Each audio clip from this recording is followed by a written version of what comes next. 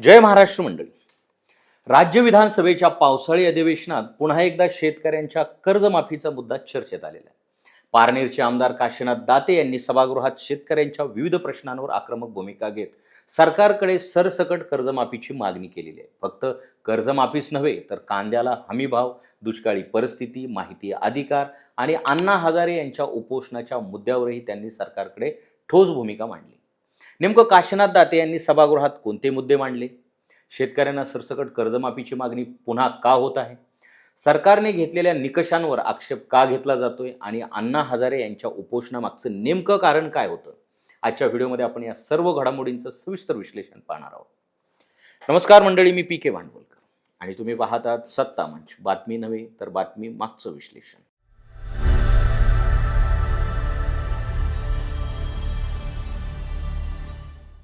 मंडळी, चला तर मग मुद्देसूद पाहूया नेमकं काय घडलंय. मुद्दा नंबर 1, पावसाळी अधिवेशनात कर्जमाफीचा मुद्दा पुन्हा चर्चेत का?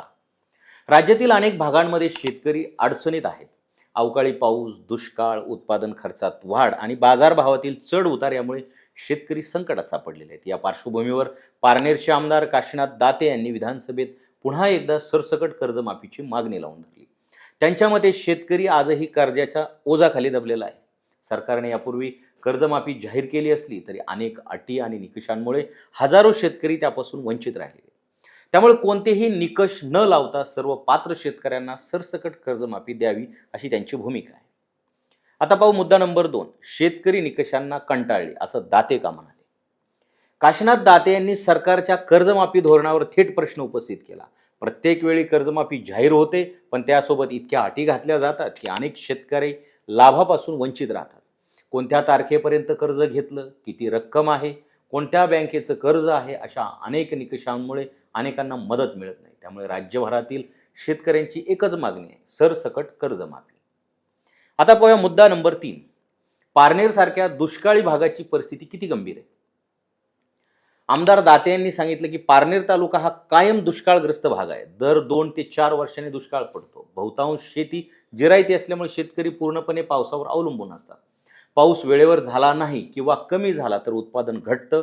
त्यामुळे उत्पन्न कमी होतं आणि घेतलेलं कर्ज फेडणं अनेकांना शक्य होत नाही. परिणामी अनेक शेतकरी कर्जाच्या चक्रात अडकतात. मुद्दा नंबर 4, फक्त कर्जमाफी पुरेशी आहे का? दाते यांनी स्पष्ट केलं की कर्जमाफी हा कायमस्वरूपी उपाय नाही. शेतकऱ्याला त्याच्या उत्पादनाला योग्य बाजारभाव मिळाला तर त्याला वारंवार कर्जमाफीची गरज भासणार नाही. त्यामुळे सरकारनं शेतीमालाला हमीभाव मिळेल अशी प्रभावी यंत्रणा उभी करावी अशी त्यांनी मागणी केली. मुद्दा नंबर 5, कांद्याच्या प्रश्नावर काय म्हणाले?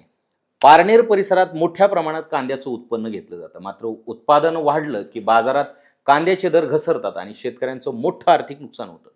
त्यामुळे कांद्याला योग्य आणि हमीभाव मिळावा ही आमची प्रमुख मागणी असल्याचं त्यांनी सभागृहात सांगितलं. मंडळी, आता पाहू मुद्दा क्रमांक 6, अण्णा हजारे यांच्या उपोषणाचा मुद्दा नेमका काय होता?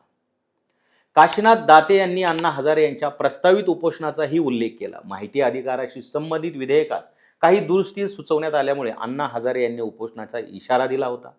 दाते यांनी सांगितलं की अण्णा हजारे यांना या वयात पुन्हा उपोषण करावं लागू नये म्हणून त्यांनी स्वतः मुख्यमंत्र्यांची भेट घेतली होती. सरकारने सकारात्मक निर्णय घेतल्यानंतर अण्णा हजारे यांनी उपोषण न करण्याचा निर्णय घेतला.